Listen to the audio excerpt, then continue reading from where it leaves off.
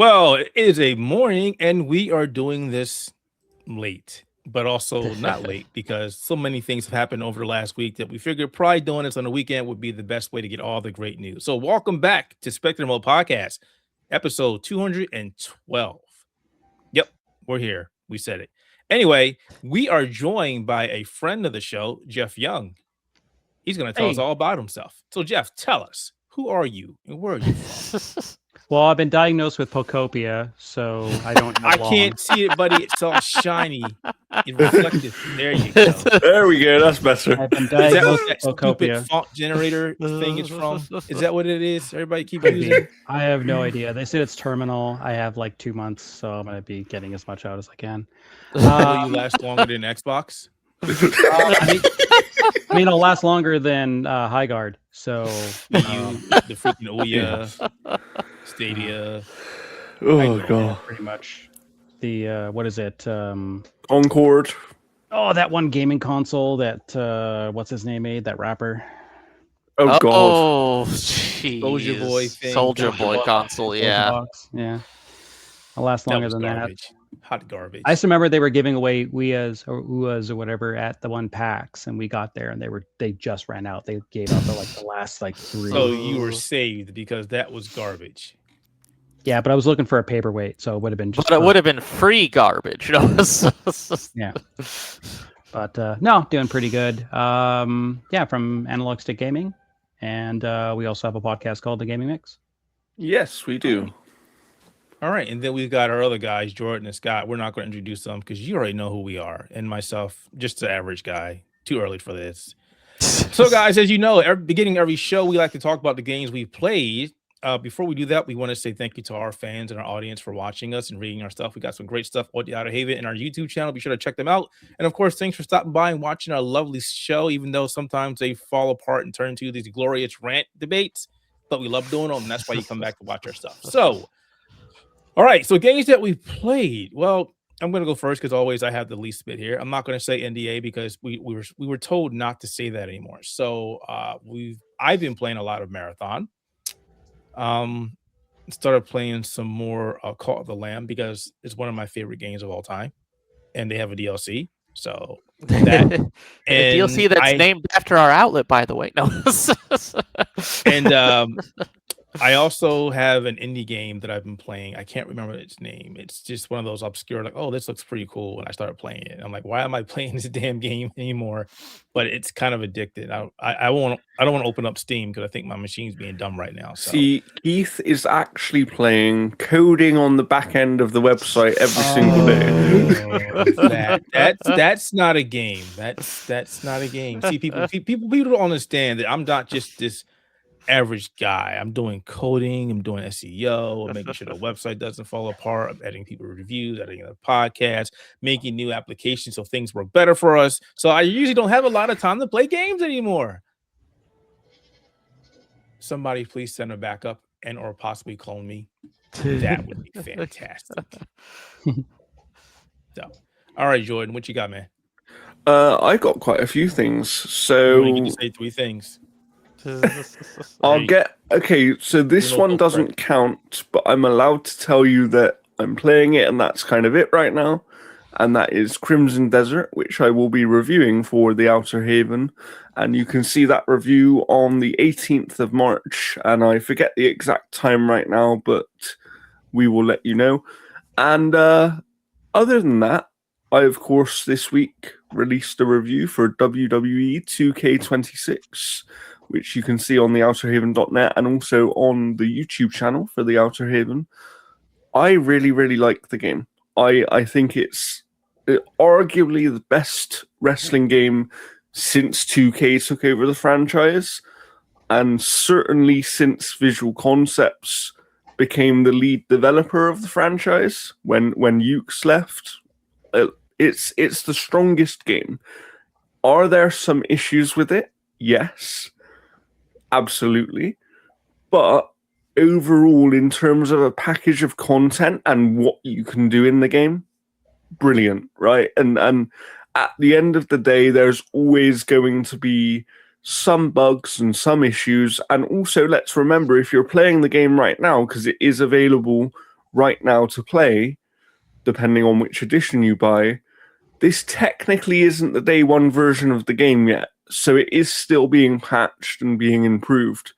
So I would recommend it. Please go read and watch my review. If you're a wrestling fan, it's definitely worth checking out, in my opinion. I've been playing 2 other things that I will talk about. One is Marathon, which Keith mentioned. We've played a bit of that together along with Scott, and I go up and down on this game. Oh, does he, baby? Up and down. But what I will say, to the credit of Bungie, and I was talking about this a bit before we started recording with Scott, that they are definitely listening to feedback, and this game is already massively improved from the server slam. However, I do think there are still issues that remain with the game, and mostly in the balancing portion of it. I think that mostly there's not enough loot on any of the maps, quite frankly, and we have seen that they've announced that one of the maps, Perimeter, will be getting more ammo and healing drops, which is definitely helpful. Yeah. But I think the issue they have right now isn't even so much around ammo and healing drops. It's more the fact that if you have a few bad runs and you have to use the free sponsored kits, you don't really find enough loot on the maps to build yourself back up. So the best way to build yourself back up is by completing contracts and getting the rewards and things like that.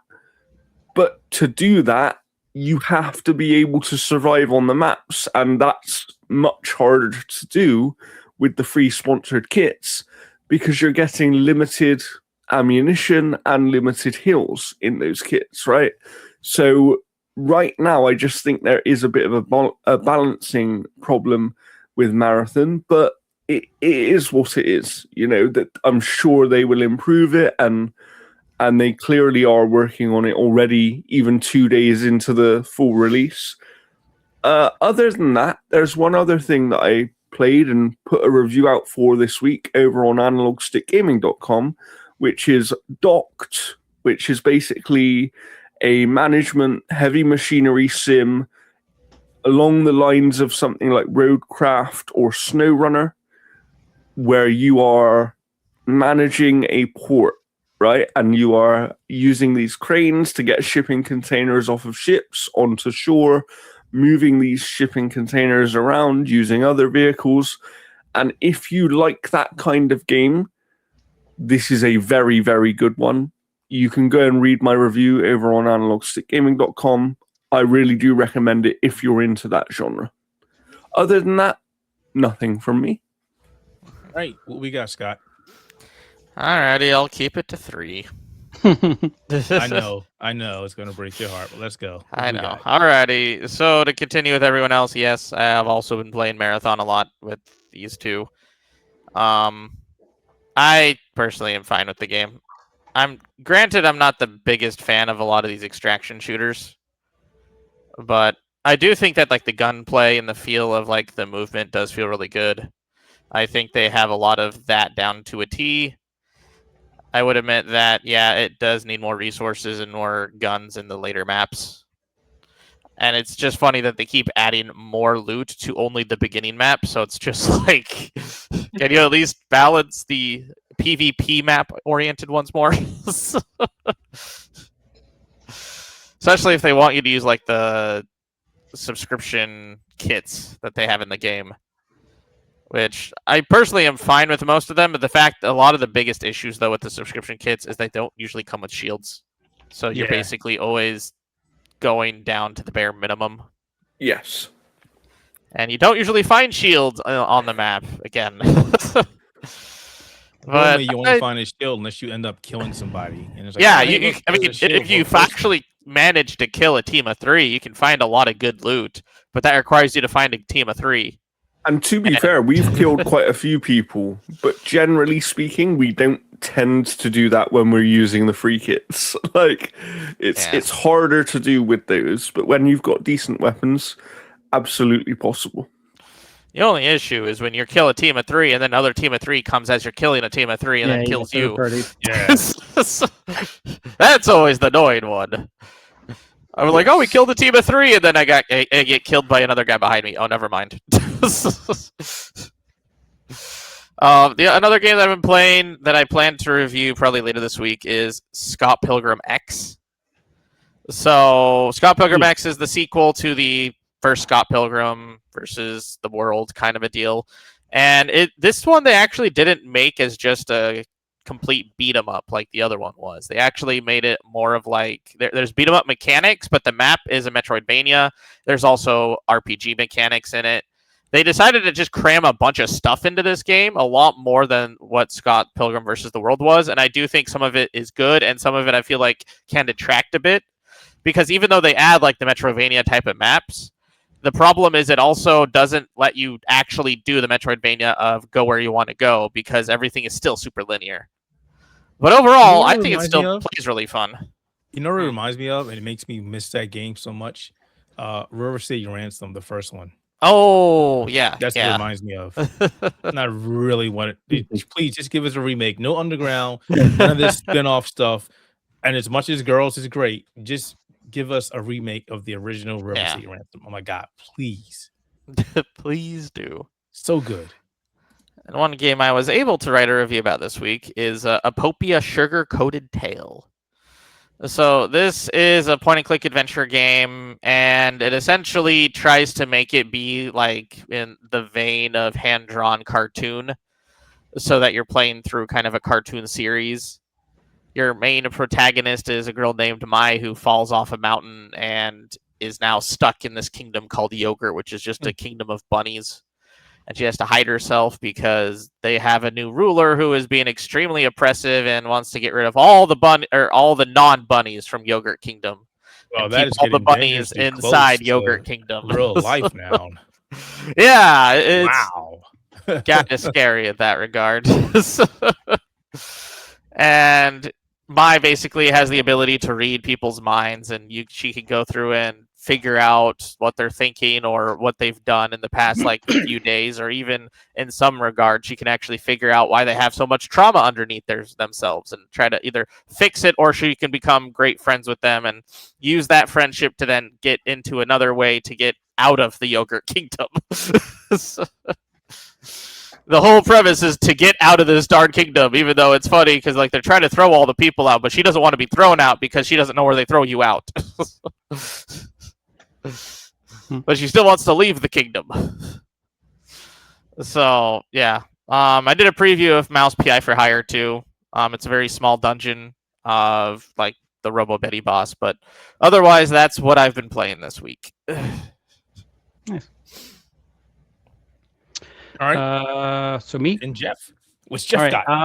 So I'm going to retread on a few things. I've been playing a little bit of WWE 2K26.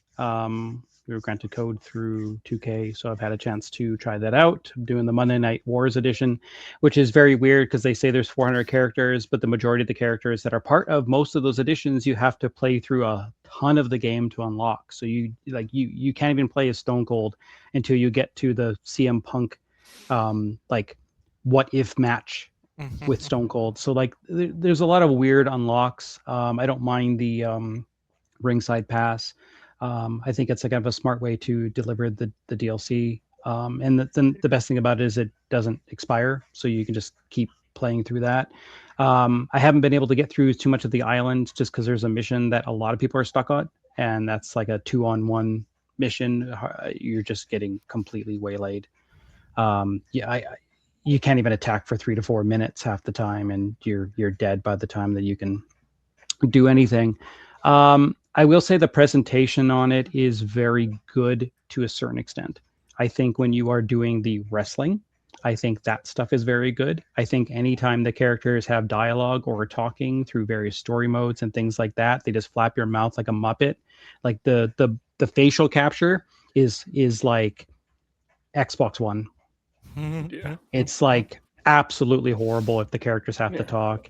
And if the wrestlers are talking, their dialogue just doesn't feel like them. It doesn't even sound like them half the time. Like when I was talking to Drew McIntyre, he just sounded so relaxed. Yeah. And I'm like, that's not Drew. It's like they get them to stand in a booth and just say these things without any emotion, rather than how they would actually say them on TV. It's very weird. Like the presentation is still very, very weird. Like I think the play-by-play commentary repeats itself way too much. I've heard some of the same lines through some of the same guys like 6 to 7 times during a match. Some wrestlers don't even look like their counterparts. Like I couldn't even tell that was Miz during the tutorial. See, I said the same thing. I don't play the game, but when I saw the model for Shawn Michaels, I was like, what is up with his face? They used old Shawn Michaels and they put it on young Shawn Michaels' body. But then you get some characters like Sol Ruka and JC Jane are perfect.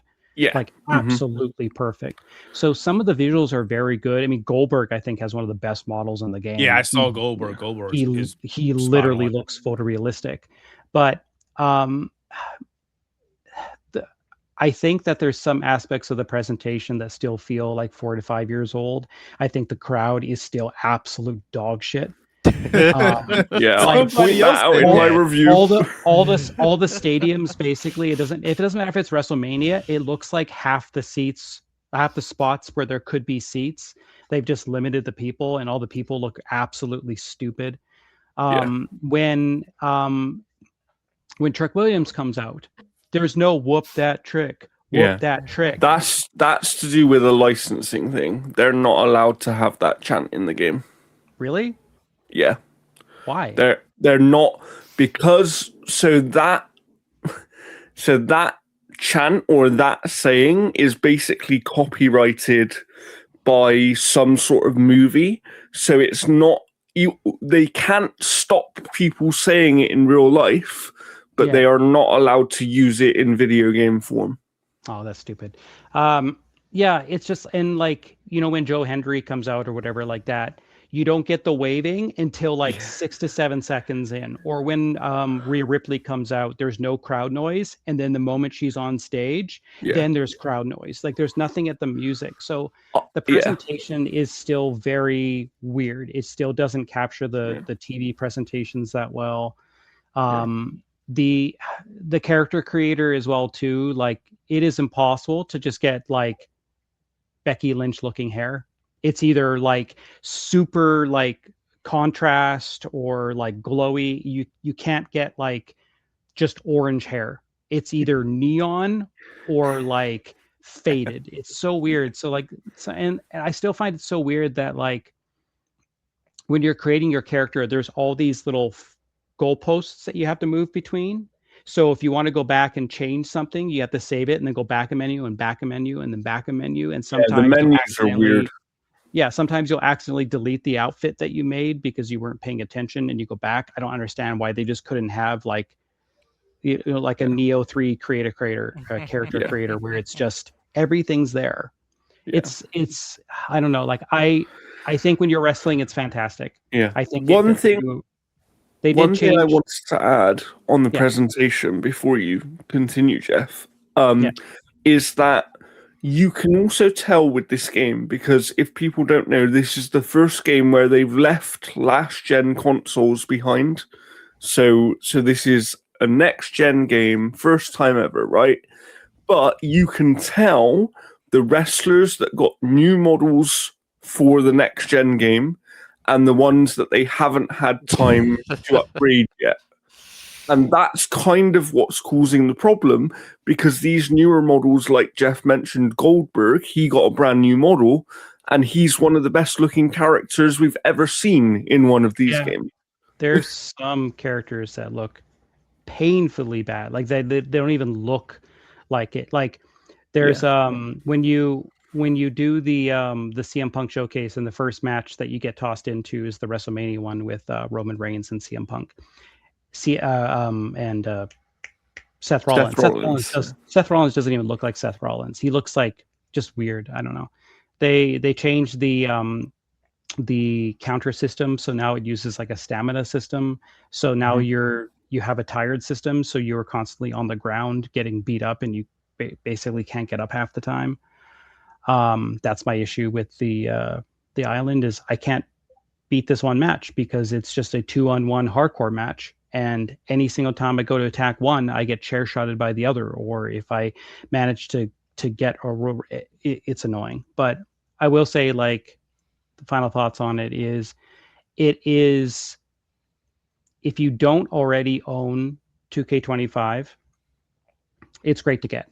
If you already have 2K25 and you're playing a ton of 2K25, you can wait for this one to go on sale, because I don't think it offers enough to really warrant, especially the early access, because most of the stuff that you're paying the early access for is locked. You can't, like, if you just want to sit and play a couple matches of wrestling and you want to pick Stone Cold, you have to spend hours unlocking Stone Cold when he's on the cover of the Monday Night Wars edition. Yeah, it's weird. The second thing I've played is that Scott Pilgrim EX. It is good. I will say that I don't like the Metroidvania structure, because it makes most of the missions or most of the levels, like the themed areas, like 1 or 2 screens. Yeah. So like if you go to the beach level, it's literally the beach and a little side area, and then that's it. And if you go to another area, it's like this and this. And it is good. Like, it is a very, very good game. I had a great time with it.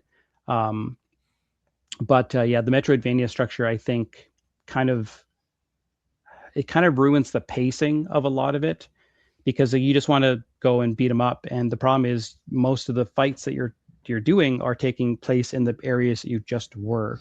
Yeah. So it's very difficult for the game to progress in a way where things feel new and fresh. And that's my biggest criticism. Like, I do like a certain police station that you go to. I wish you could fight in it, because like it's a combination of 2 different franchises.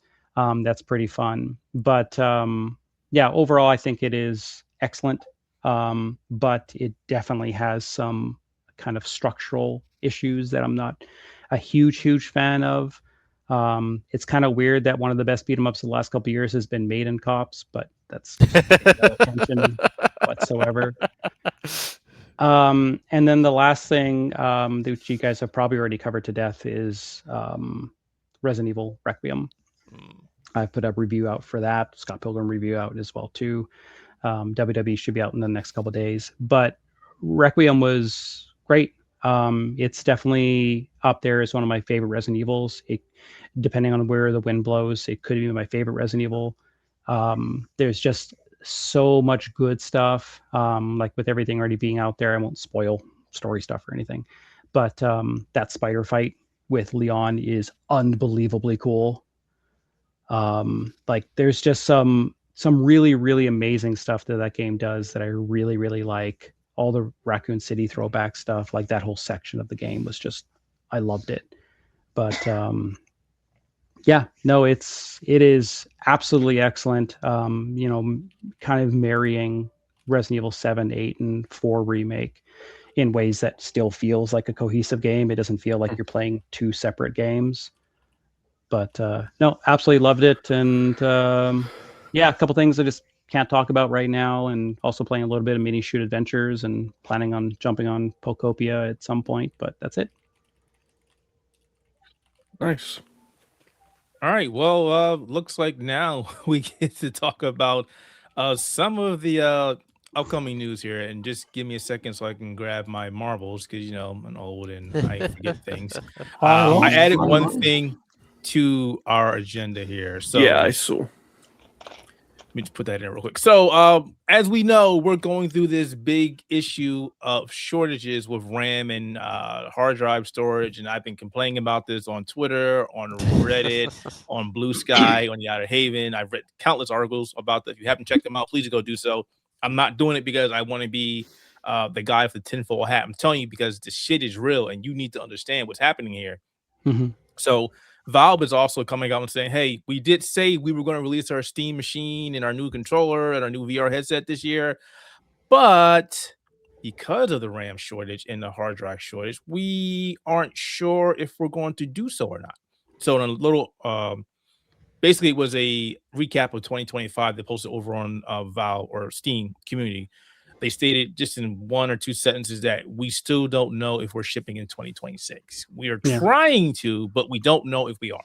So if you're still waiting for that thing, you're still waiting. You're still waiting.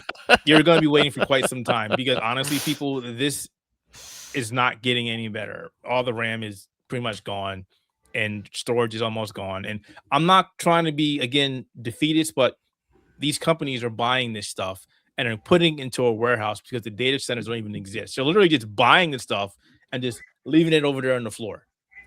So if you can find out where it is, maybe figure out how to do a Ocean. I say we break into one of those data centers and steal all their RAM.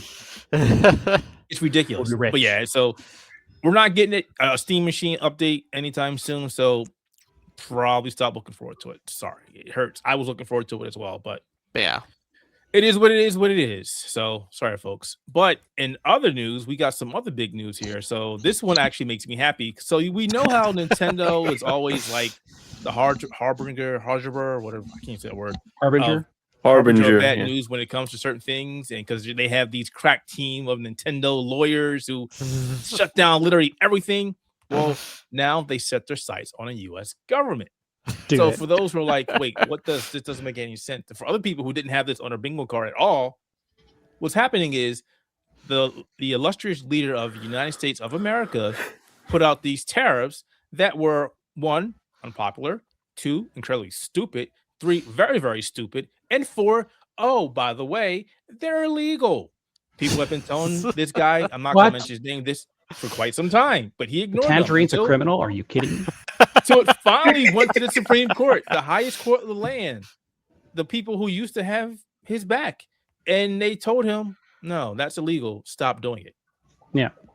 Which opened up the floodgates because now he owes people lots of money. Yes. He probably doesn't have because he probably pocketed it all and gave it to his buddies. But used to that. Nintendo is like, so you're telling me that what you did was illegal, so we want our money back. Now, for people who understand how tariffs work, they're probably saying, why is Nintendo asking for money when they didn't pay for anything in terms of the tariffs? But they did, because Nintendo has to import materials to make their stuff. So they had to pay tariffs on the stuff they imported to make their systems. And they're saying to the tune of, what did it say? $200 billion? I may be incorrect. Let me just look this up real quick. $200 billion across all countries. That's crazy. Yeah, that's crazy money. So now I thought he was going to improve everything. And the funny thing is, people are like, there are a lot of people saying that they're not going to win. Other people going, this is a slam dunk. I'm in the later, this is a slam dunk. The tariffs were deemed illegal. Yeah. Which means you have no leg to stand on. But the problem is going to be he has no money to give it back. He's also promised people you're getting refund and this and this and this and this. We're gonna do stimulus checks. How? Yeah. Where's the money coming from? You already gave out all that money to your, shouldn't have done it in the first place. Where's the money at? You spend it on all this other garbage. Oh wait, you're gonna tax us more so you can make that money back. That's what you're gonna do. But I'm not gonna get into that. That's a very long and frustrating conversation. Just know that Nintendo is suing the U.S. government, and it's that's awesome. Pretty funny. It's hilarious to see that this is actually going to happen. The Nintendo Ninjas and Nintendo isn't playing around. They're like, they said Nintendo America is standing to sue because it is the importer of a record for goods and are subject to the IEPA duties. Nintendo's lawyers added, stressing they are seeking both a refund and any interest owed, as it suffered due to these duties tariffs. So, if Nintendo wins, there's going to be other people who come after this. Administration, and they definitely need to do so. Every company who suffered under this needs to come back and sue the U.S. government. I mean, so if you're listening to this or watching this and you're one of these people, you should probably sue them. Please sue them. Do it. Sue them. They deserve it. 100%. We don't like them as much as you don't. So, and it's money. Don't play people's money. So, Anybody want to weigh in on that before we move off this topic? Completely agree. It's almost like that person shouldn't have done any of this bullshit in the first place. I mean, shouldn't have. I think most people agree with that. He's just allergic to following the law. That's all. He's just dealing with like a biological impairment. I think it's more than an impairment. I think that no, I can't say it. Something to do with people who become billionaires just seem to forget laws exist or something. But I think we should now focus on gaming news again. Nintendo's gaming, it counts. Oh, you know how I am with this whole politics thing. I think I'm going to go in and run for something because I'm just so frustrated with the way things are. And I've got more qualification than half these people anyway. So what the heck? And I can hold an actual competent conversation. Well, like I use logic. Hell, I'm waiting to hear back from one of my coworkers, Kelvin, who also works for runs on Analytics Gaming, to find out how his trip to the United States went, because that will dictate whether or not I go to like Summer Game Fest or something like that as well too, because getting into the United States is not fun. It sucks. Yeah, good luck. Just pick me up at the border, Keith. It sucks. Me? Do you not see the color that I am? You think I'm going to be safe? We got a thing. We used to have a thing. It's called driving while black, and now it's like driving while black while we're deporting people. Me and my wife keep joking about this. They're like, we're going to deport you. Where are you going to deport me? I was born in Chester, Pennsylvania. Where the hell are you going to send me? Back to Pennsylvania? I say we paint ourselves orange. We'll fit in. I mean, he does it, so I guess. Yeah. Anywho, let's go ahead and talk about something that has very much frustrated me over the last couple of days. That is PlayStation. We all know how PlayStation frustrates people. And please, guys, don't let me keep talking about this because I'll just keep going. Oh, I have a lot to say on this. Don't worry. Followers always. So I don't remember exactly when, like 2 years ago, was it? No, it was 3 years ago. 3 to 4 years ago, PlayStation had an initiative where they were like, we're going to bring our first-party single-player games to the PC because we think the PC is an untapped market. We think we can do well over here, and we're going to start doing this. Okay, that's the gist of it. Now, fast forward to today, where it hasn't been officially confirmed. So it's just reports on what people are being hearing, and Jason Schreier is saying, and people are going off what Jason Schreier said. I have not seen anything from PlayStation. So the only thing we've gotten from PlayStation is they just announced a new PC controller. So we do know the only thing we do know from PlayStation is that in one of their earnings calls or something, they changed one of their graphs so that it no longer features PC as part of the way that they figure things out, which I think people are running with. I think people are running with that as, because it's no longer on the graph, that must mean they're not doing it anymore. And are you talking about the old one that was like a couple months ago? Yeah, I believe so. But it also showed PC gaming at another section, and so I was like, dude, what? It's at the bottom now. Yeah. So basically what's happening is they're saying that PlayStation is upset that they're not recouping any money from bringing their games, single-player games, to the PC, and that PlayStation is basically dropping from the PC gaming space altogether now. Now, I have two things of this. One, it's PlayStation. I totally understand if this is how you feel. It's your properties. You do whatever you want. But on the other side of things, you basically half-assed this entire initiative. Half-assed. Yeah. As I mentioned in the video I recorded the other day, every single player game that you released on the PC has been 1 to 3 years late releasing them on the PC. Except for two of them. There's two that was day and date. We got Lego Horizon Adventures and Lost Souls Aside. But that wasn't published by PlayStation, though.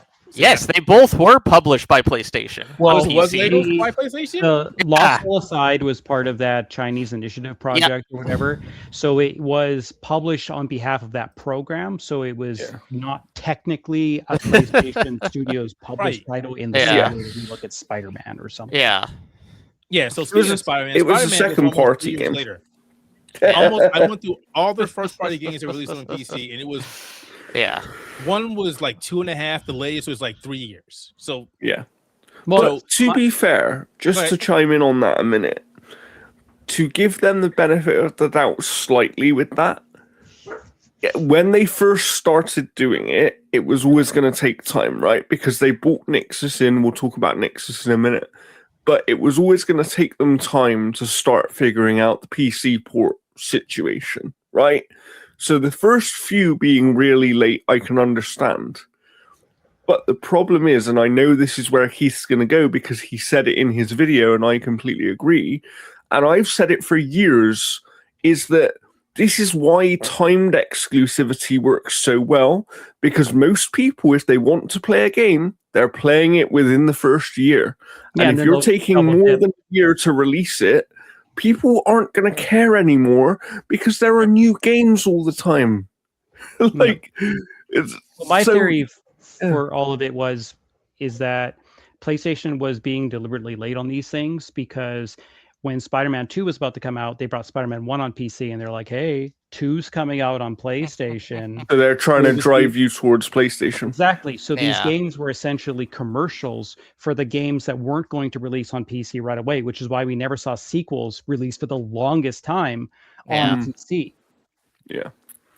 Yeah. So, I mean, I also have another thought on this. If they are pulling back from what we've heard is that they're pulling back potentially from single player first party PlayStation games being on PC. Which is a bad move.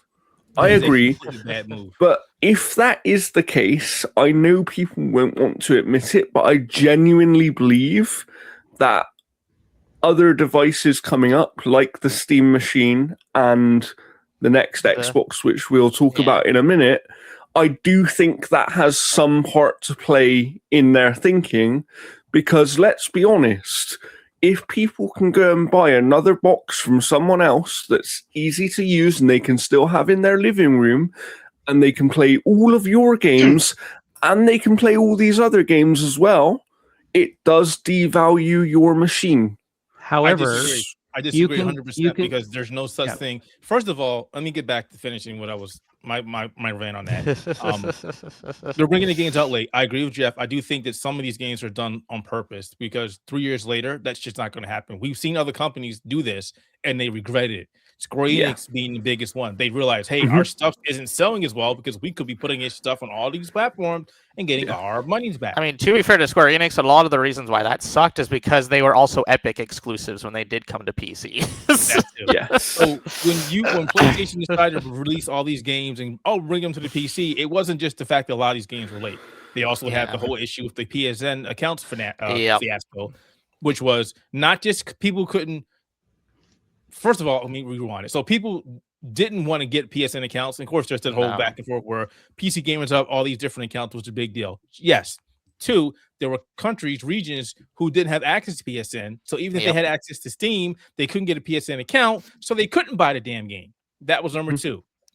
3, they basically tried to lock their games behind PSN and then realized, okay, this isn't working. So then they were like, all right, they'll be optional.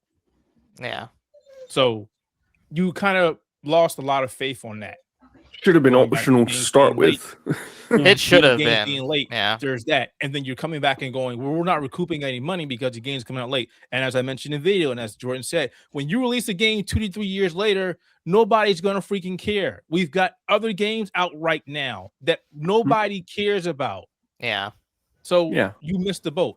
The problem that I have with PlayStation, to simplify this, is they look at the PC as another revenue stream, but they didn't prioritize it. They didn't care. They thought, we're going to release these games and they're just going to sell. And this is where I'm going. Is that nobody in PlayStation is looking at trends, looking at the PC gaming market and going, that's not going to work. PC gamers are a different breed than console gamers for various reasons. Yeah. 1, we won't always buy your game day 1 or day 2 or day 3 or 4 months later. Wait for the Steam spring sale. They will wait for a sale, or they will wait for the game to go on sale on various other places. CD Key, G2A, which I don't really like. You've got Green Man Gaming. We've got so many different places. We will get those games from there for cheap. And you know what? Unfortunately, there are people who also will look at, we're going to pirate the hell out of your game. So you got that too. So PC gamers are not the same as console gamers. We don't have one or two places being the stores or directly from PlayStation. Yeah. We'll get them wherever. And we won't wait. If you release Spider-Man 2 2 years later, we've already moved on. We don't care. Well, and the moment they put TurboTax on consoles, PC market's done. So, no, it's just my little. The one thing as well too is when you get the conversation about where PlayStation doesn't want their games on Xbox or where they don't want their games on the Steam machine, you can already play PlayStation PC games through GeForce Now on an Xbox Series X. Right. So that already exists. It does. It does, but there's a difference between playing something through a cloud service and being able to play something natively. Like, there is a difference. Let me go back to that. You jumped down that hole. So I wanted to also add in, when you mentioned devalue, I never understood the whole point of people saying it devalues, because here's the thing. If PlayStation sells at a PlayStation 5, they get money back from the PlayStation 5. If PlayStation sells a game for a PlayStation 5, they get money back from that game. I think, 30% or whatever it is. If PlayStation sells a PC game on Steam, they still get money back. I agree, and I'm not saying I can't afford to buy a PlayStation 5, but I want to play Spider-Man 2 on my PC. PlayStation is still getting money. That's not devaluing. They'll make more money on their games than they will on the hardware. So and I'm not saying that it devalues the product. That's the difference. It doesn't I'm not devalue saying you in general. I'm saying that there are a lot of people who keep saying it devalues the PlayStation brand. It's like, that's not how it works. So the thing with that is they are very Japanese minded, especially with the Sony head corporation. They also have Nintendo's philosophy of they want you on their platform and they want you only on their platform to play only their games on their platform. Yeah. And what I've been hearing from like other sources internally is that Jim Ryan did the PC initiative basically by himself, and most of the executives skimped most of what he could do on PC, which is why it had such a weird initiative getting to PC, is because the execs at the time didn't actually want to move to PC, so they just let him do very compromised releases as a way to get people onto the PlayStation. Yeah. I had heard similar because... You know what's funny about that one, though? I wouldn't say it's all Jim Ryan. No. Before them, there were actually people in PlayStation who did want to move to PC, like years ago. Like PlayStation 2 years, they wanted to do it. Yeah. And just kept fighting back. It's just weird that a country like Japan, who is big on mobile gaming and now getting very huge in handheld gaming, wants to ignore the PC market, where the PC... It's like, the two biggest handheld devices out there right now is the Switch. The Steam Deck. I will say, so there's one thing I think we haven't discussed, which is part of this story that people are maybe overlooking, right? And it's the money part of it, and you can have two ways of thinking on it. So it does cost them extra money to port these games to PC, right? There's a development cost involved in that. And if they are not seeing that return on investment, although their games already cost so much to make in the first place, it might not be worth spending that extra 10-20 million to get the game onto PC if they're only selling like 1 million copies, right? Oh, I agree. This is why I say their tactic gets flawed. Yeah. If you're playing, if you announced 3-4 years ago that you want to release these games on PC, your scope needs to change to also incorporate development costs for getting these things on PC day one. And then when you're ready to release the game on PC, you've already got those costs baked in. Yeah. That's how development works. And I also think if you really don't want to do day one, there's still a way to do it successfully on PC without having them be day one. You could say, hey, 6 months later on PC. You know, and people would wait 6 months. Like, people are wait 3 years. Or before you actually pull out, if you actually are going to pull out, as I mentioned, then do a test. Release a game that's either same day or a couple months later and see how it sells. There's going to be a big difference. I agree completely. But I think that what they need to do... is if you remember, like they had their old commercials in like 2023 where they'd say exclusive for like 3 months. They should just also have it like that, be exclusive for 3 months, and then once exclusivity ends, then announce it's on PC. So that it's something you're looking forward to, rather than what they're doing now, or what they were doing, where it'd be a 3-month exclusivity window, and then you wouldn't hear anything about what that meant until a year later when it released the other platforms. So it's like a game that we've got coming up very soon on PC, right? That was on PlayStation first. That I actually do think will do well because it's within a year of it releasing, and that is Death Stranding 2. Mhm. Like That's not really the same thing. I agree, because this is what I mean. This is the problem, right? Is like the only reason Death Stranding 2 is coming to PC so quickly is because Kojima now owns that IP, so it's not even a PlayStation IP anymore. Right. So it effectively makes it a second-party game, because let's remember, when Death Stranding 1 came to PC, it wasn't even published by PlayStation on PC.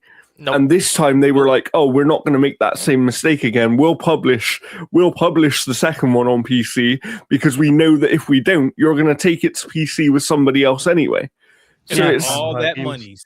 But you don't make monies off PC games. Well, they made like $4.2 billion off porting their games to PC and Xbox since this whole thing. So But I do also want to mention. Because Scott mentioned it, and I want to point that out again. As Scott mentioned, I don't think a lot of people realize this. After all this talk started happening about PlayStation pulling out of PC gaming, they did announce a PlayStation PC ready controller. Yeah. It was like, wait, you're getting out of PC gaming, but you're releasing a brand new DualSense controller for the PC. They released back paddles for the PS4 controller 2 months before the PS5. Guys, I have to listen, please. This is what people have been waiting for, though. DualSense from your PlayStation 5 on your PC only works 100% if you use it wired. Wirelessly, you don't get the haptic feedback, you don't get you don't get all the stuff. This controller is wireless ready for PC. This mother effer is going to sell because people have been waiting for that. Why would you release this and then get out of the PC gaming market for single? I agree, but that's my one. So my one pushback on that is what we're hearing is they're not getting fully out of the PC market, though, right? And that's the difference. They're not saying single player games. So single player games, but we know they're still working on live service titles. As many as they've cancelled, like it was. They're not going to sell. That is taboo. I agree, but for example, if they're going to do multiplayer games day one, like they did with, what's it called? The one that blew up, Helldivers, yeah. Like if they do that, they have proven that they can be successful day one with multiplayer games. We've seen that the Steam numbers right now for Marathon are quite good, right? Like they're actually quite good. So although I agree with you, yes, why would they release this controller if they're sort of pulling back on PC a bit? The pushback is it's because they're only pulling back certain things from PC. They're not leaving. They're not planning to leave.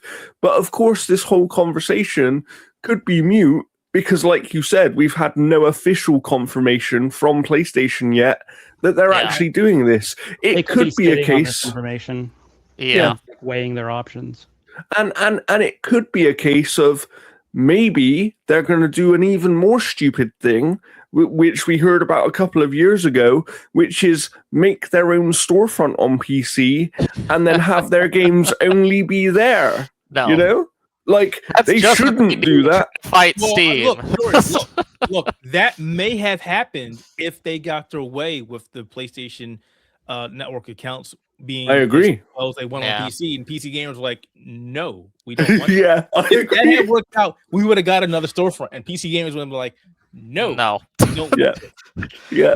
That's just what we need on the PC world. Another storefront to try to fight Steam. And then you'll get one game that it launches from the PlayStation browser. You got all these different storefronts. That's the game. We got Steam, GOG, Epic Game Store, Ubisoft, Xbox Windows Store. I know. Do you know what I do like about the likes of like Ubisoft and EA now, though, is that at least they can link into Steam and you can have everything in your Steam and just launch it from there without actually having to open the other launcher. Like that makes it a lot easier. I'm actually trying to buy this controller right now, and apparently it's not available in the US. Oh, what a shame. Great. Oh, it might be tariffs. Yeah. Get in this lawsuit.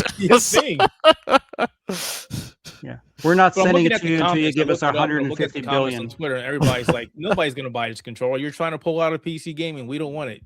Don't Let me see if it's available over here. It's like, what if I want it though? People may not want it. The only reason I would buy this controller is I've said it since day one. I think the DualSense controller is an amazing controller. I love the technology. I think it is amazing. But when I love the tech, but I also expect everybody to copy the tech fairly soon. I love the 4-hour battery. They have it patented. You don't have to worry about it being battery if you have it wired. No.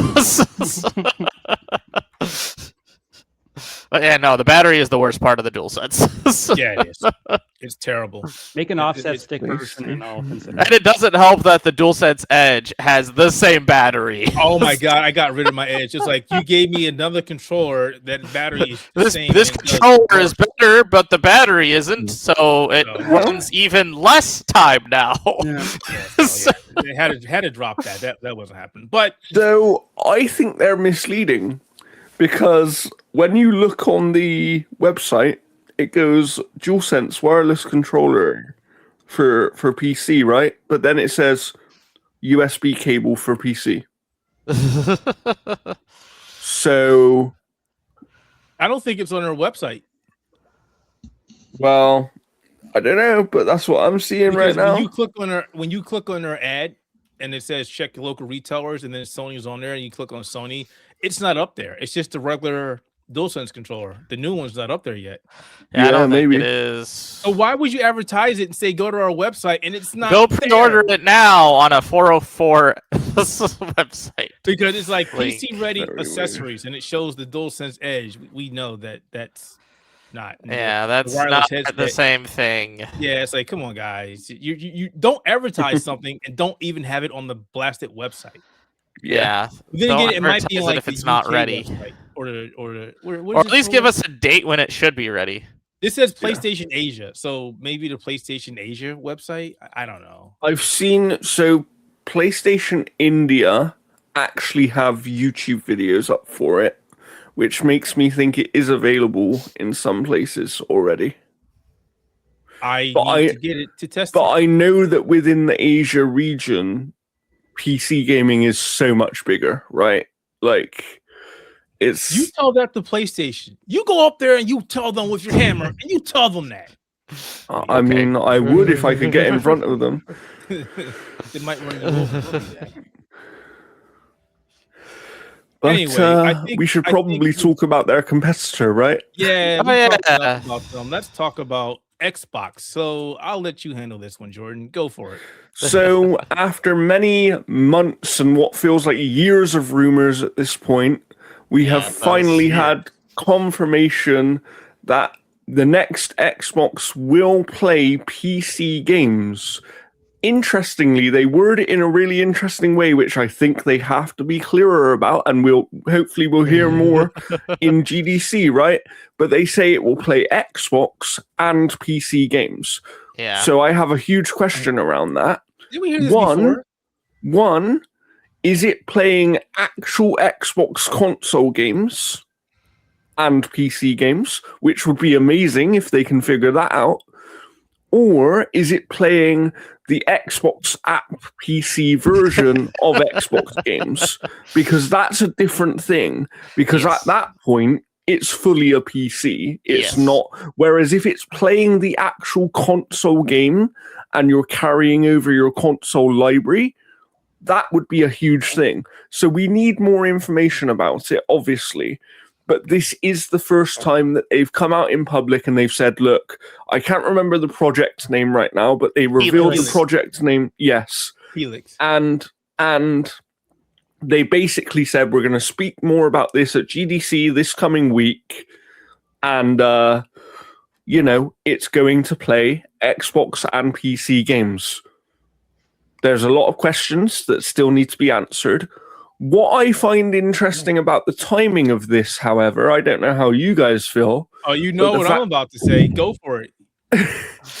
But what I find interesting about the timing of this is, one, what Keith talks about earlier, all the kind of RAM shortages and weird things going on. How is that going to affect this machine?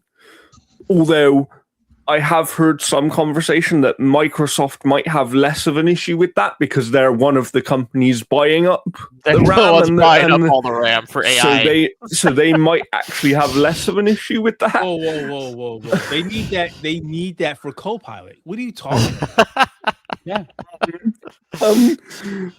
But the other thing is, just from a potential positive point of view for a minute, I find the timing of this really interesting, right? Because the fact that they're revealing the project now and they're going to start talking about the console at GDC this week, that to me lends quite a lot of weight to the rumors that their next hardware is coming next year. We've heard that for a while. Can I throw a wrench into that? Well, not a wrench. Can I just add supplemental commentary to that? Go on. So I'm not trying to be a party pooper, but we've heard this before. We've heard that Xbox is working on this premium Xbox gaming device that play Xbox games and PC games. That people kept saying, this isn't happening. This is going to be a thing. This is something that Sarah Bond cooked up in her head. But Sarah Bond's gone now, guys. And hey, look, this is still happening. So maybe you guys owe Sarah an apology? Yeah. Plus, did you hear what Satya Nadella said at the actual unveiling of it? Apparently, she's got a blank check or something, right? Nadella said, "I will give you a blank check to make Xbox come back on track." Yeah. So it's basically them fully throwing the previous leadership under the bus at this point, and saying, do you know what? We'll actually give you the money that they wanted to do the things that they wanted. And because we just decided to blame them rather than admitting we made a mistake. Yeah. That's effectively what's happening here. I have a philosophy that it takes a bigger person to admit the wrong than not admitting the wrong and showing that they're a complete and total jackass. Yeah. I agree. So look, and we've spoken on this podcast, I know you guys have before, about Sarah Bond specifically being thrown under the bus, and I completely agree with all of that. However, what I find what I will, again, push back very slightly on that for a moment, is when Sarah Bond talked about it, they never technically confirmed that it was going to play PC games. A lot of that stuff was rumor, and it was the way they were wording things kind of led us to believe it. This is the first time they've ever actually said it. So I do think that makes a difference, because once you put something out there in public, especially as a company as big as Microsoft, you kind of have to follow through on that at that point, right? What I would find interesting, though, is, and what I'm a bit concerned about, is, are they only doing this hardware because it was already too far down the pipeline? Well, it's not even that. If you remember when Sarah and did talk about that, they did say that they are working with AMD, which likely means the deal was already inked, and it costs more to back out of a deal like that than it is to stay in the deal, because you have to pay for, you owe AMD for development costs, the hardware costs, and whatever else they did that doing. There's likely a clause in it that says you pay us whatever it is if you decide to back out. Because this is a big investment for AMD. I agree. And so I have a question a minute. Just working on the assumption that, based on the fact they're starting to talk about this hardware early this year, it will probably come late next year, right? I think that's a fair assumption. So based on that assumption, and based on what we said about the Steam machine earlier potentially getting delayed, is the competition actually more between this new Xbox hardware and the Steam machine now, rather than the next PlayStation. Like, I don't think the Steam machine is going to be as powerful as the next Xbox. That isn't. It's not. Like... It's not. Yeah, it's not. Yeah.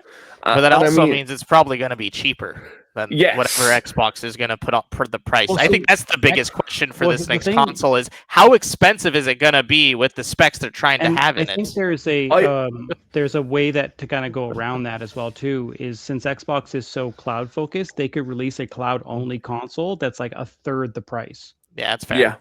Yeah.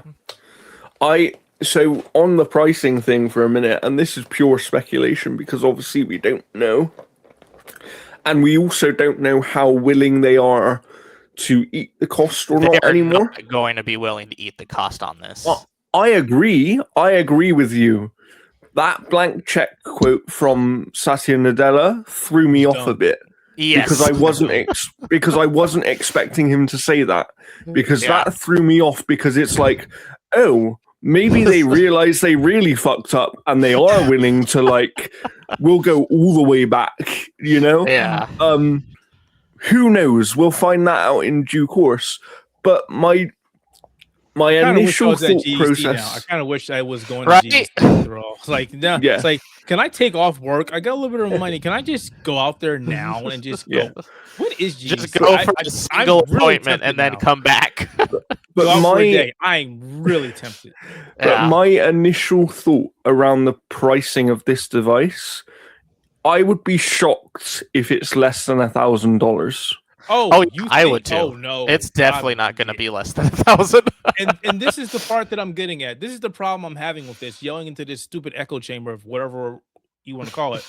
When you're sitting here talking to people about this and you're telling them, look, this thing is going to be expensive. And they're like, oh, no, it's not going to be more than $800. I'm like, no. The PlayStation 5 Pro is how much right now?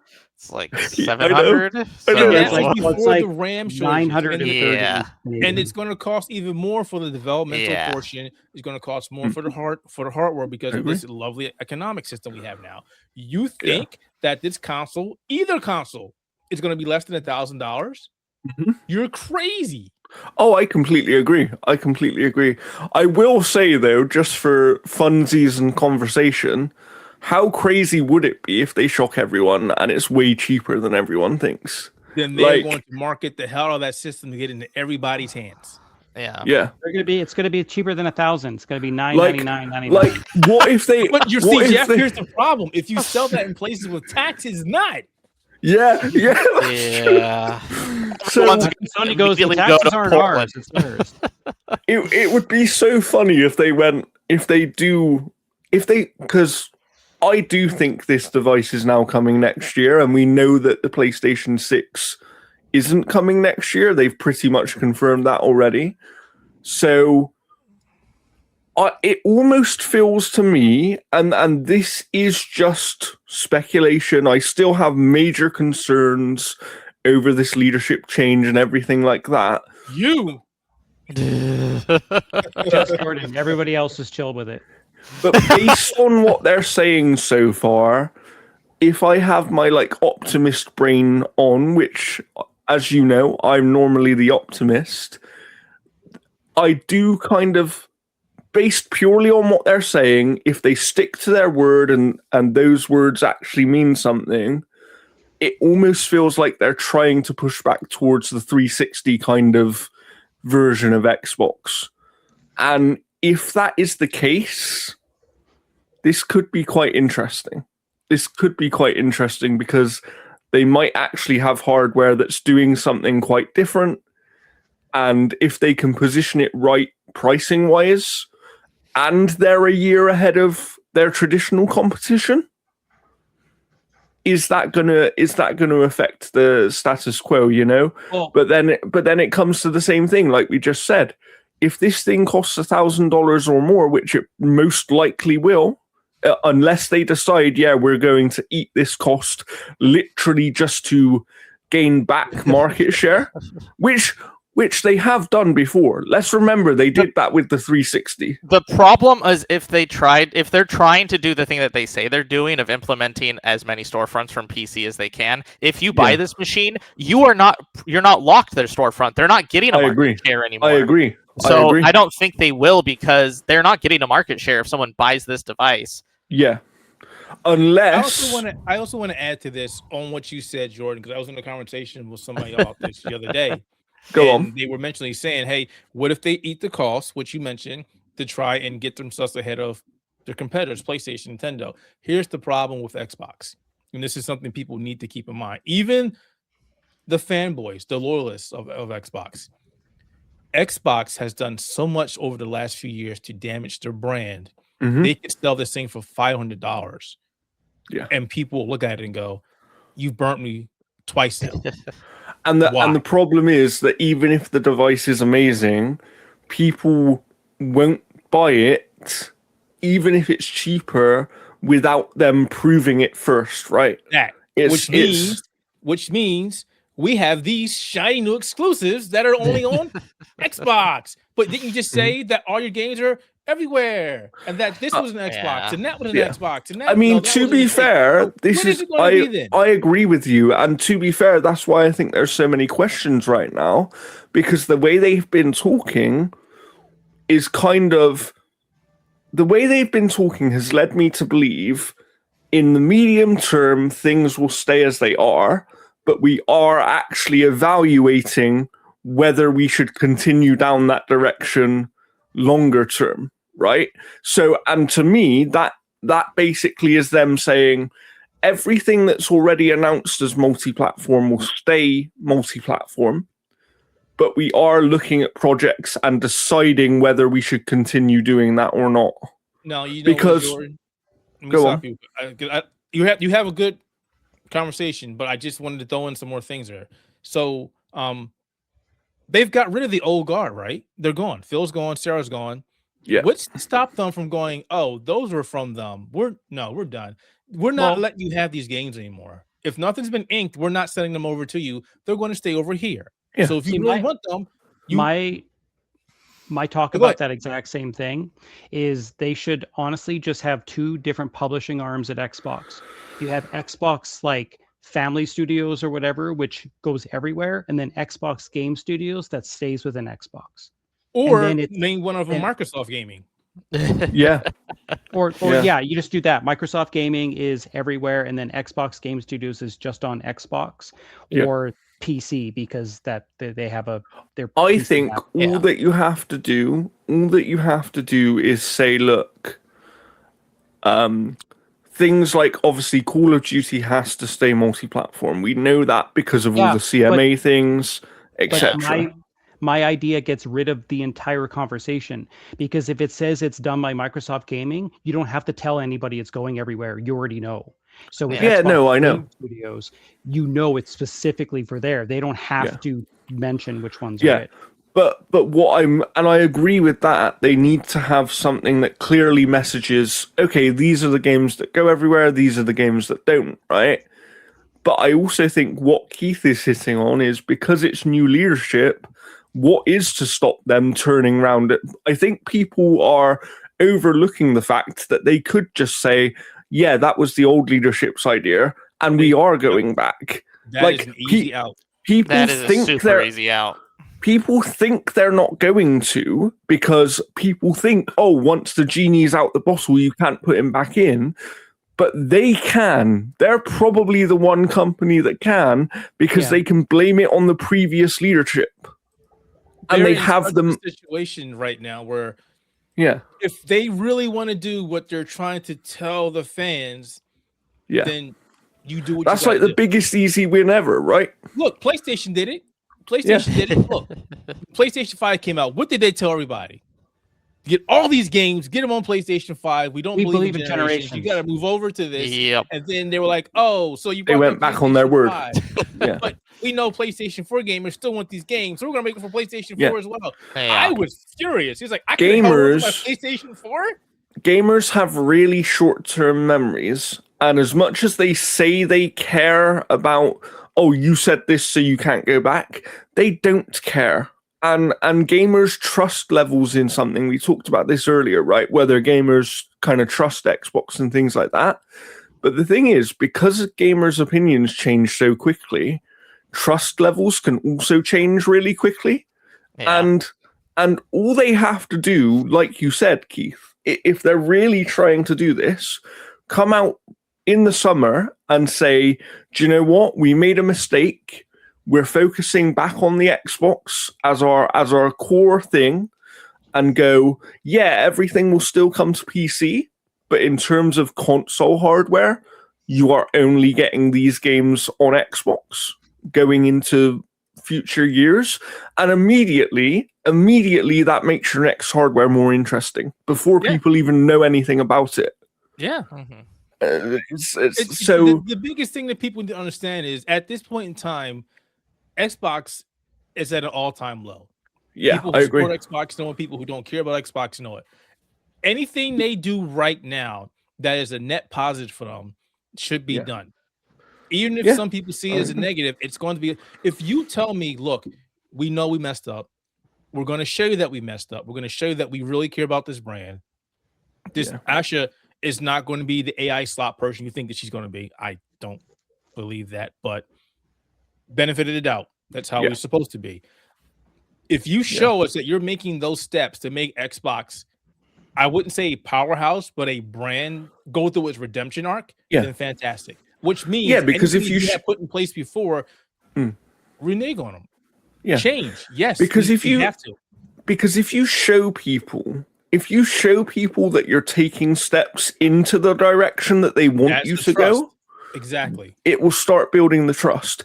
And then when you say things, people will start being like, oh, okay, right now the problem they have is they're saying a lot of the right things, but people don't trust them because, one, because of what's happened in previous years, but two, you can never fully trust new leadership because you don't know if they're actually going to do what they say. Yeah. If you come out and now do things that show us you are going to do what you say, you'll start to get that trust quite quickly. Because you're new, and people are giving you the benefit of the doubt right now. Quickly, but you'll get it. Yeah, and it's going to be really interesting to see from a hardware perspective. As I've always said to you, Keith, I know you've had some doubts over them doing this kind of hybrid console PC thing. I still do. I have doubts over it because, let's be honest, Windows. But it's not the whole thing about Windows. It's the fact that how they're doing it. Again, small tangent. We've, as PC gamers, we've been asking Microsoft for decades to just give us a PC version of Windows, and that's literally it. And they have not done it. And even with this new full screen Windows experience on the ROG Xbox Ally, they have yet to do it. Oh, it's on top of Windows. We don't want OG Windows. Yeah. I mean, I do agree with that. I think that, I've heard some things in the background which give me slightly more hope. Like, I know that basically at some point in time in the last sort of 18 months, I believe, the Xbox team, the Xbox OS team, were basically given Windows and said, make this for gaming only. That's what Dreamcast. You got a console called Xbox. I mean... Yeah, I know. So yeah, look, I'm interested in this machine. I do believe that if they can, there's lots of questions around it. They need to be very clear, like I said, about the Xbox games thing earlier and how it's playing those games, what those games are. But if they can do it right, this machine could have some really strong selling points, even without exclusives, right? Hey, and then if they bring out the new console and bring out a new version of Project Gotham Racing, you'll have my money day one. I ain't gonna lie. Yeah, if they, I'm really interested going into the summer for them. Like, they're gonna have GDC now, where they're gonna talk to developers and things about the hardware, right? But going into the summer, that's really the biggest moment for them, because Asha Sharma needs to come out, make an immediate impression on the fans of the brand and on gamers at large. And I do understand, and I said this before, nothing that she can do really will change things massively really, really quickly, right? No. But there are certain things she can do which will set things in motion. So, for example, imagine if she comes out. I'm not saying she would do this, but imagine if she comes out and says, "Yeah, we're dropping the price of Game Pass by $10 a month." Yeah, if they First if of they all, do don't that, even talk about Game Pass. We don't know. Don't talk. We don't care about Game Pass right now. We do not talk about Game Pass. We don't care. Interesting. I And want then to know about the future. yeah, and then like you said, imagine if she does come out at their summer games show and go, guess what? After next year or after X game is released, everything's going back to exclusive. Like that would probably get the biggest cheer ever from the Xbox audience. It would. You know, it's an interesting time for them, and I do think, as we've discussed here, they have some really easy wins. One thing I want to say, because I know that people are really doubting Asha Sharma, and I have my doubts, don't get me wrong, because she doesn't have the gaming background, because she comes from AI, I absolutely have my doubts. I will go back on what I said about her before. I'm not doubting her because she doesn't have the gaming background. Because I said before we talked about this, if you can put together a team that does have a gaming background and understands, then put them together and get out the way. Yeah, I agree. My concern is her involvement in AI and Sadie putting her in charge without looking at other people who could possibly have done her better or could do a better job. Yeah, that's my problem. Yeah. I do agree with that.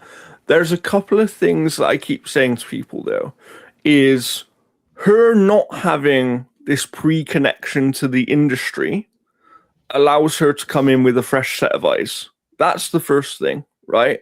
And I think that sometimes that's a good thing.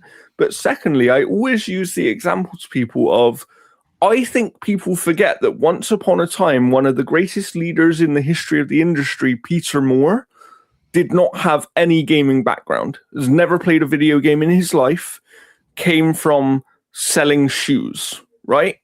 That was the business he came from, and he ended up being one of the greatest leaders in the industry across multiple companies. There's a lot to unpack in that, though. There's a difference from coming to be somebody big in an industry that was pretty much non-existent to coming from an industry that is existent right now. There's 20, 30 years. I agree, but my point is, that's like, would you hire me to work in a computer engineer position if I have no idea what I'm doing or even touch a computer? I mean, they do that anyway. I wish they did. I'd find a better job. But my point is more that the reason that Peter Moore succeeded early on, while he was still learning the industry, was because he had the people around him, right?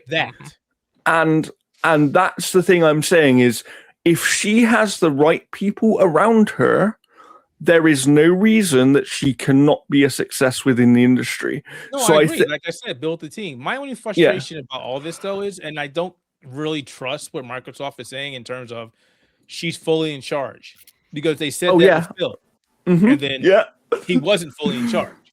So I mean, maybe in the best case scenario, I think in the best case scenario, based on what they're saying, this is basically them as crappy as it is. This is essentially them throwing the old leadership under the bus, hitting the reset button, and going, "Okay, we will put you fully in charge, and we'll give you the money that you want. You have to achieve that. You have to go and achieve this. You have to prove to us that when we give the gaming leadership autonomy, they can go and do the right thing," right? Because I like Phil and I like Sarah. I actually think they were both really good for the industry. But let's remember that part of the reason the higher up leadership got involved was because they persuaded them to spend so much money. They didn't need to do that. No. And when you spend as much money as they did, your higher ups are going to get involved, because once you spend that level of money, They just want the fastest return on investment possible. Exactly.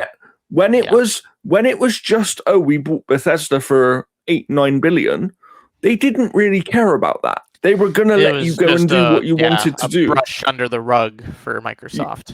Yeah. But when you go and make the biggest acquisition in the entire company's history, you're going to have eyes on you at that point, right? Yeah. And so I like Phil and Sarah, but I kind of think that some of their decisions led them to a situation where they no longer had the power. So even though they might have had the right vision, they tried to get there too quickly, and they tried to sort of force their way there as quickly as possible rather than organically getting there. But through doing that, they ended up losing power because they spent too much money to try and do it, right? Like, it is what it is, and we'll see what happens.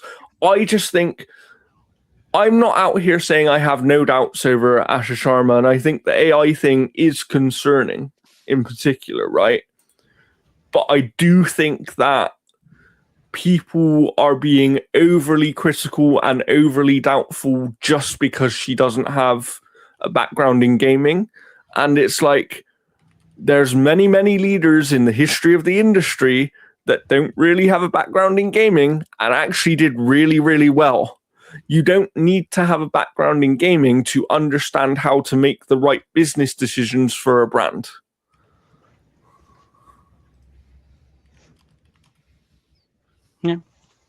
Yeah. I mean, like, I'm sitting here going, should I say something? But I'm not. I'll just point at Don Cheeto and shut up.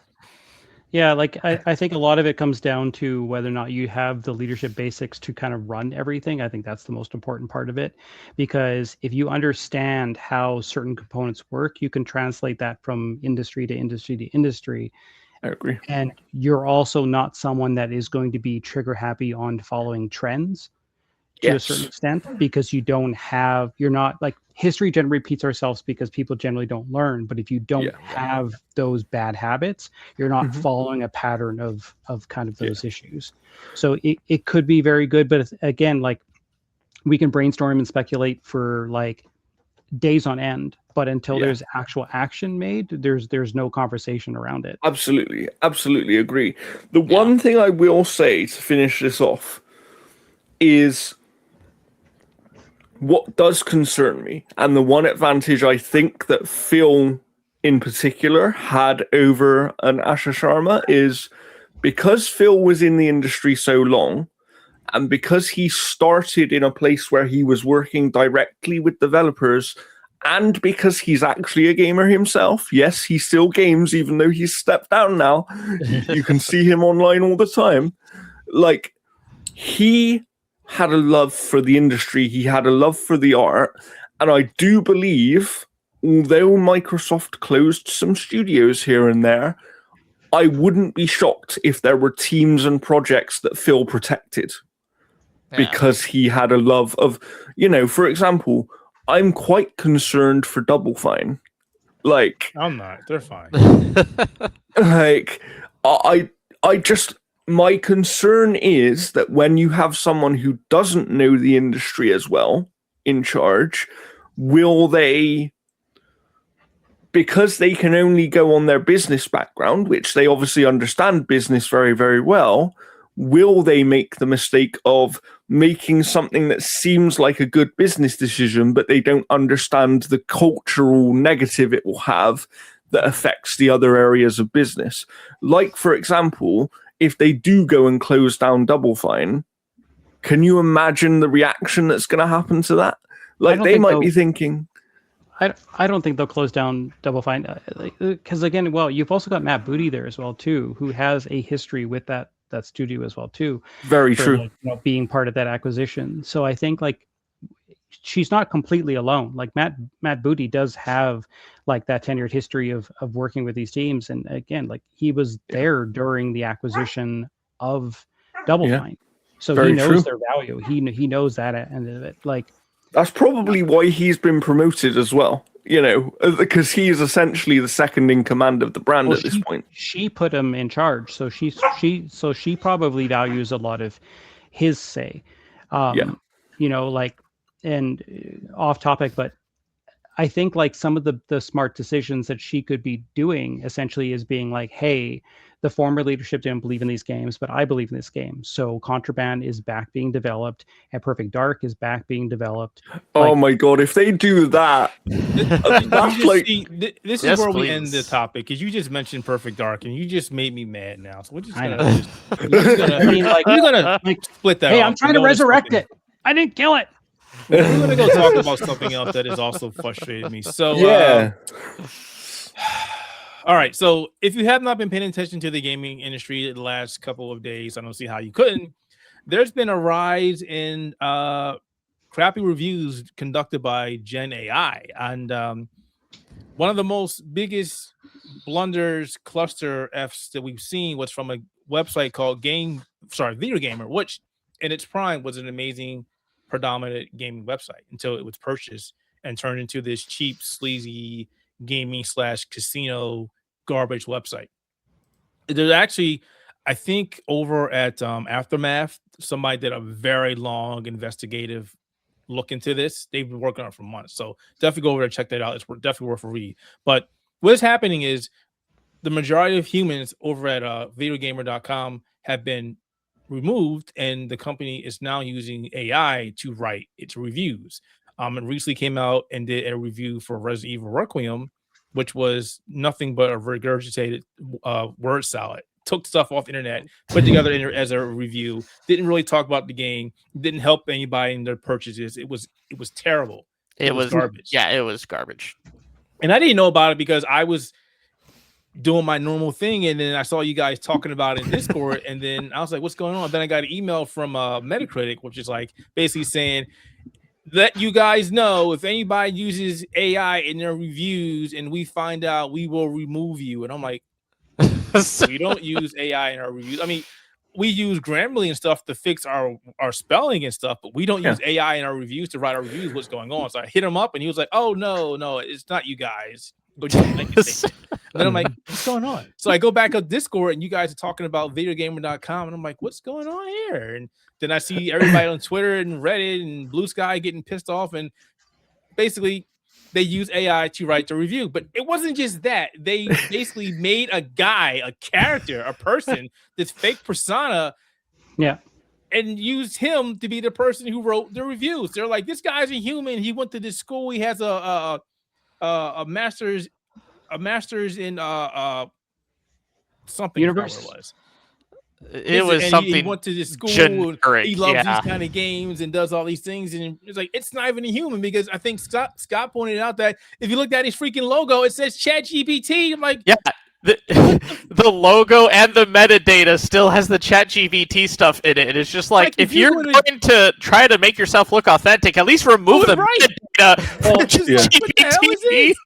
And this is like, I don't know if it's the same situation, but back when I was doing my Ebola Village review, one of the reviews was just this word salad of like this like unit management sim and all this kind of stuff, which the game wasn't. And then when I emailed the guy, he's like, oh, I'm so embarrassed. It was these systems conflicting with each other. We were talking about that. And then not even like when I did got the reply from him, I went and checked the review, and there was an actual review of the game. So like, I don't know if they just got caught with AI or if whatever they got was. Caught. They got caught because you were talking about that, and we were talking about that, and he was like, "Oh, it's database," and I was like, "That's not how databases work. That's not how that works." Yeah. So that's not it. You got caught. And then with someone recently, Scott saw one recently for another person doing it, and I'm like, they removed theirs completely. Completely gone. After they got found out, they just removed it completely. but this is the problem. This is the negative of, and I'm not saying all AI is negative. I do think AI has a lot of good. In places, AI is good as a tool. Like, let's be honest. You mentioned it exactly. It's a tool, and when people mentioned it briefly, right? Negative stigma, where the problem is stuff like this. We use AI, for example, to help with our grammar, right? Grammarly is an AI. We use it for stuff like that. Or you might even use it where you've written something and then you might say, what's a better word for this word?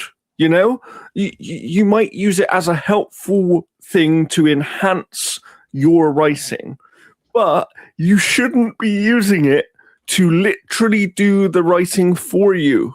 I mean, people are going to go, no, but if you ever use a Microsoft Office product back in the day, you might remember Clippy. He was a virtual assistant, but he was a precursor to AI, guys. Yeah, I use AI. Like, there's my cat. Microsoft Like, Bob. Remember Bob? The cat knows how to do networking. See? And I told him to stop doing it, and he was like, fuck you. And I'm like, oh my God. I'm like, I love AI for that. Like, when you're doing like silly things and stuff like that, obviously, everyone's going to have their own opinion on it. But I mean, when you take a look at like early game design, when they started doing a lot of tools and brushes and Illustrator for art and stuff, and a lot of other tools and stuff in terms of like, you know, generating like procedurally generated stuff, like AI basically, and all these types of other things that have come into gaming, it can be a very, very good tool when it's used correctly as a tool, but when it's used to replace work that you have intention of actually doing, that's when it's a bad thing. So like, even with like, you know, Asha Shawarma coming in from AI, she's at least admitted aspects of AI that are good and bad, instead of just these kind of statements that we hear from everyone with just from some people. Yeah. You know, like, so like with these like reviews and stuff like that, like people like the review landscape has changed dramatically over the last, like, I would say decade even, you know, where like there's less people essentially reading reviews because a lot of people are still capitalizing on influencers and streamers and YouTubers and stuff, where some of those people are getting like you get someone like Peanut, and if he says he likes a game, whatever, that's like almost 300,000 people during that stream hearing those thoughts that he's got, essentially, as opposed to some reviews that they'll go the entire life of the website, and that one review will never get that amount of views within a certain thing. So like, it's changed dramatically in terms of how we're doing it. And so now you've got a lot of these companies that are seeing these websites being less important to how the voices are being spread, and they're like, how can we save as much money? And their first thought is AI, because they can pump out reviews at any point, and it really removes something, and it further kind of damages outlets like the Outer Haven or us or IGN or whatever, when we're already kind of trying to like get as many eyeballs on something. And when you attach AI to that, it's suddenly people are like, oh, all these sites use AI, and then they just stop. And the other thing that frustrates me is when stuff like this happens, where you've got one website that uses AI in that way, what happens is when somebody writes something that's really good and they write it properly how you're supposed to write it, oh, that person used AI. And it's like, no, they're just good at their job. Can we use that for a second? So we talked about this too. People, these websites, these applications that you use and college professors use it to check people's work and see if it's AI, are garbage, and they should not be used anymore, because the whole thing of AI is it looks at how people write, who write properly, it takes it and it emulates that. So if you are a world-class journalist or English literature person and you write everything perfectly, the AI is trained to look at that and copy that. So there's no way to tell that person actually used AI or not. They may have never used AI in their entire life, but they put their stuff in there and it's like, oh, it's AI. I've done it a couple times where I've written something and I go and I say, how does this read? This is AI. What are you talking about? Yeah, I really wrote this from my head, and it's AI because I wrote. Yeah, it's like I was trained to write properly. It's like a lot of art. When you see like a lot of like pictures that look amazing, they're like, "Oh, that's AI." I'm like, "Well, no, I literally made that," because like AI comes from sources. Yeah. So like those sources have to be good for AI to pull from. It has to pull from something.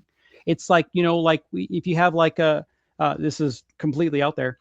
But if you have like a tube system, essentially in a facility, basically that fills something with water, that water doesn't come out of thin air. It has to be pulled from existing water to essentially be water somewhere else, right? So that's the same thing. It's like with AI, it's like it has to be pulled from some type of source.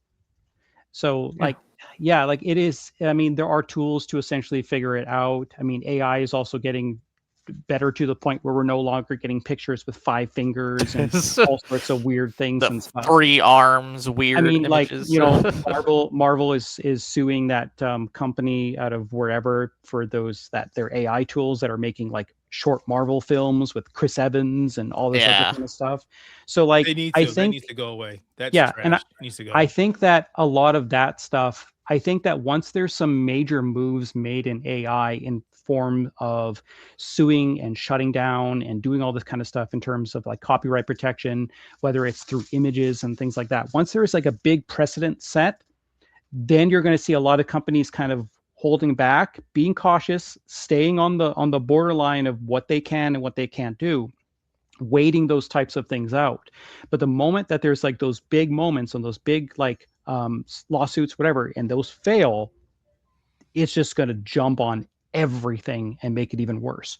So like we need to see those companies like fail miserably for this AI bubble to burst, because right now everything is just clinging to the bubble, hoping it works. But completely agree. I mean, the review things would be interesting. Like again, like I found that one by accident because I just wanted to see what other people thought about the game. Because sometimes like I'll go in the embargo and I'm like, I just want to make sure, and I'll go and check a review like released 2 minutes ago. Oh, thank God, and I can review it. I do that too. and then like you see it and it's like, you know, Ebola Village is a very intense like people management sim, and I'm like, is it? Did we play the same game? No. Like, dear Lord. So So do your own work, people. That's what I say. Yeah, do your work. Stop taking the easy way out, and especially more than anything, the thing that really made me mad about this Rec Room review is the fact that it's a slap in the face of Capcom, because basically you said, I love this game, even though you never played it, so you lied. It's a slap in the face to people who come to their website, because there are still some people who believe in what videogamer.com is, even though it's not what it was. It's not the same. Stop going there. No, and it's just showing people that game journalism already has its fair share of issues. We've got companies dumping their teams left and right, downsizing, and it's just getting a very volatile industry to be in.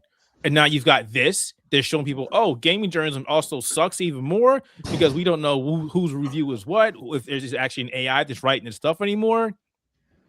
And then it shows companies, oh, hey, maybe we should just get rid of our humans and add more AI to our shit. Yeah, it's like all like getting like the kind of like credibility for like a lot of these sites and stuff, and you know, me, you, everybody, it was always like an uphill battle, but now it's basically like a vertical like battle, and like you don't have climbing equipment. Yeah, it's, you know, that's what it is now. And like AI meanwhile is kind of like, I got a fucking grappling hook, let's fucking yeah, it's frustrating, but that grappling hook came from somewhere else because they didn't make it. Yeah. So let's go ahead and move on to our next one, because we are running over time here. We're going to skip Highguard. Yeah, Highguard's dead. It's we know dead. It's dead. Concord. Let's go. I mean, Jeff Keighley stabbed it in the gut and then walked away. Yeah. I wish the developers luck. That it's is terrible. It's a bad thing. But let's talk about something that's a bit more positive. And that being, we get a new Sword Line game. Yes. That's gonna be a good one. So let me take over for this. So those of us in the Sword Art Online community, especially those in the game Sword Art Online community, have had basically one big wish. And that wish was, let us actually explore Sword Art Online ourselves. And the closest we've ever gotten to this was the mobile game Integral Factor. The problem with Integral Factor is it's a mobile game. It's also a gacha game. And it is one of those really long, grindy games that want you to take up so long to get to, the first floor kind of a thing. So they announced something, it was from Bandai Namco, that they teased. It's funny because they teased just a random RPG. And there were like basically two sides of what this RPG was going to be. They had the one side of people who said, I just don't want this to be Sword Art Online. And a second side of people that said, I want a new Tales game. And both of them were disappointed in this because it's a new Sword Art Online game. But I got super excited because this is a new Sword Art Online game that is going to be based on your own specific character that you make. And it's going to be basically about the early days of Aincrad. So Which basically, is- let me stop, Scott. So it's basically like basically, going right back to the ground to the Yeah. the if you ever watch the origins. anime, you're actually getting to play the anime. That's Yes. the thing that I've wanted from day one. Like when I Yes. got in on the other games and I was watching the anime, like I shit you not, my bathroom has a Sword Art Online wall scroll in the bathroom.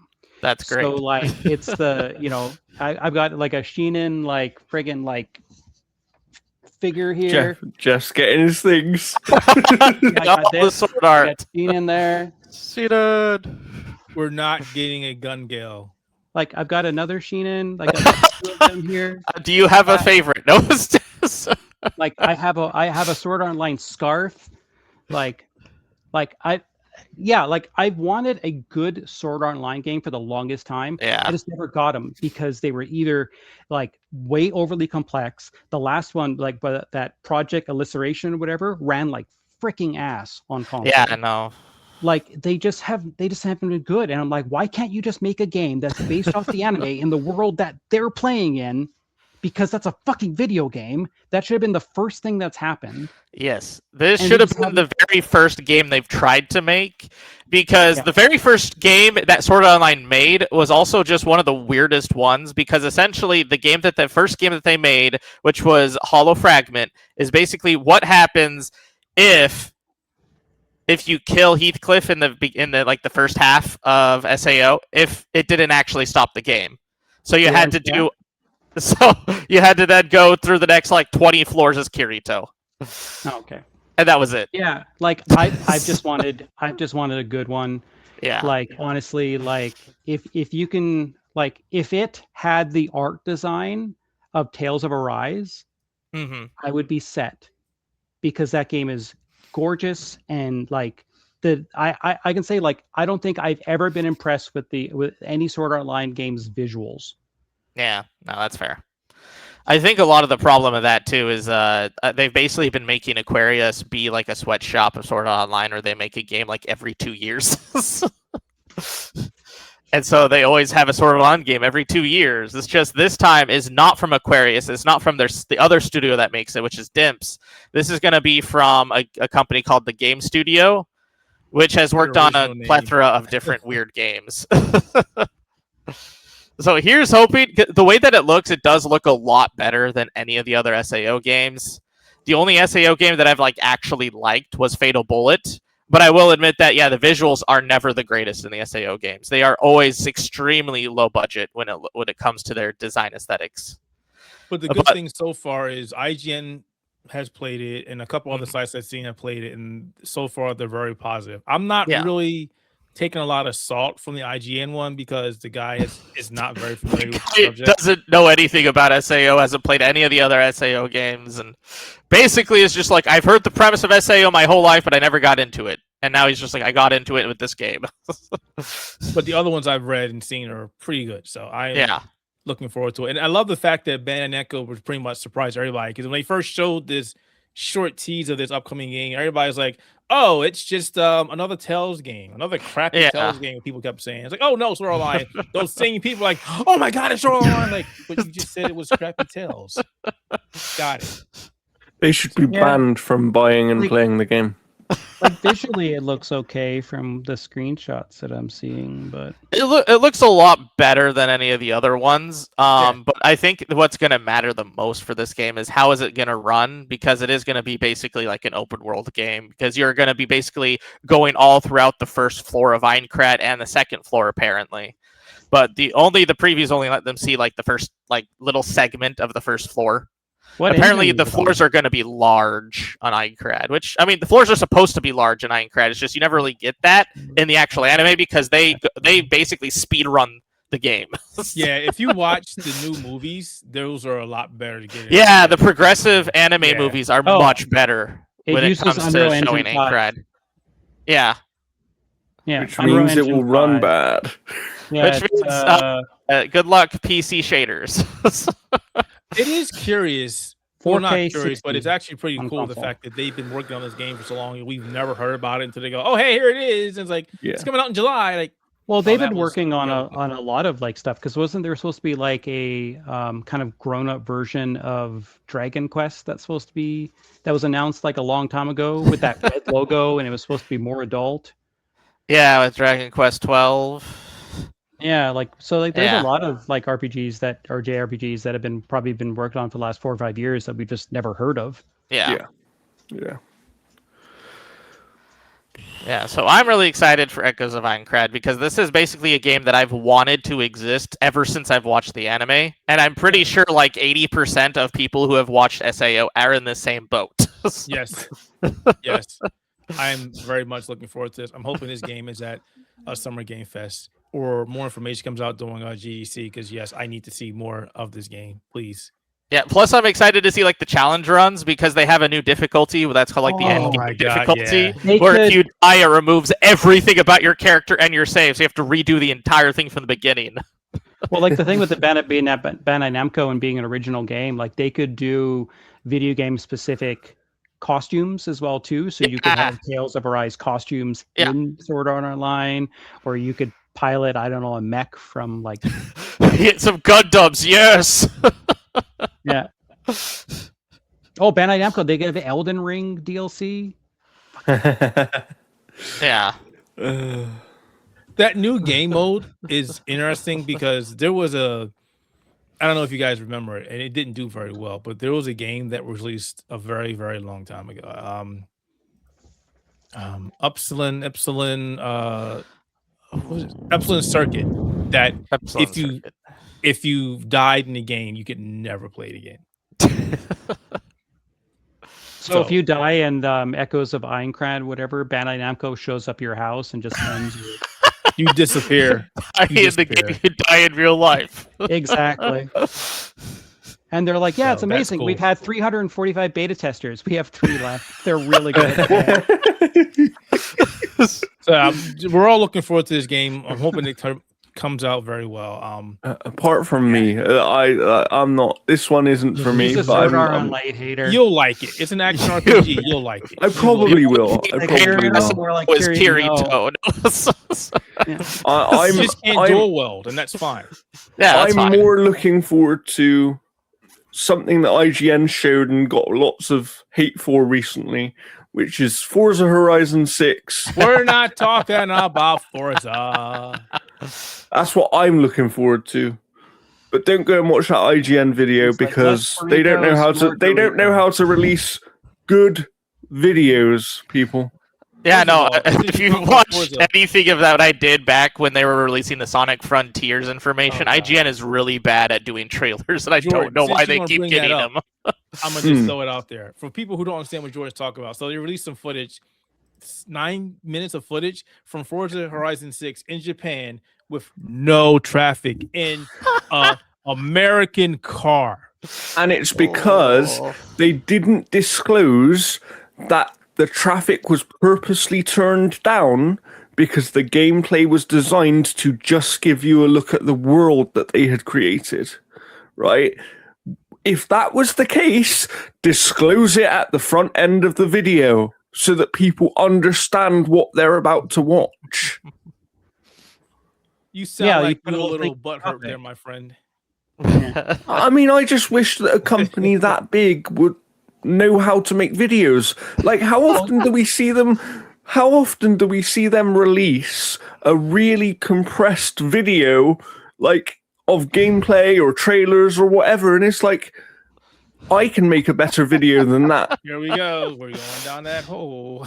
Well, even like the new video for Token Marvel Souls or whatever like that, at the very bottom of the video that they showed, they said like, hey, these graphics will be represented by this in the final game. Like there's information that leads you to believe like how, the final game will be. I agree. So it's important to, be honest about what you're showing and show it in the best way that you possibly can, especially when you're a website as big as IGN. Please, you have a responsibility to the industry, not only yourselves. Well, they probably fired all their good video people, or they went on What? to like make Who their is own... that? Now they're doing AI. You don't gotta know who praise this the is? sun. Praise the You're sun. not allowed to play any Souls-likes ever again. You do not know who this guy is. Praise No, the sun. You don't know who he is. I'm new to Souls-likes, remember? Sun. Praise the sun. Oh my Praise God. the sun. You're not allowed to play it anymore. You're done. You're done. The only thing I got for that is this. Praise the sun. But I think we're done, guys. We got some stuff to do in a second. Oh, that cat is like, let me go. Thanks for watching Spectator Mode Podcast. Jeff, thanks for stopping over. As always, you guys can find us over at Apple Podcasts, YouTube, Buzzsprout, Spotify, and where else you can find great gaming podcasts at. Jeff, where can they find you at? They can find me everywhere. I'm available through analogstickgaming.com. You can find me on the Gaming Mix podcast as well. You can find me playing a lot of games right now, things that I can't talk about. He's allowed to say it, but I can't? That's not fair. Anyway. He's a Folks, guest. thanks for watching. Go have some fun. Go play some games or chill. And if you got a chance to go buy some gaming hardware, especially RAM or hard drives, do it. Because you might Do regret it. Thanks for watching. See you. Yep. See ya.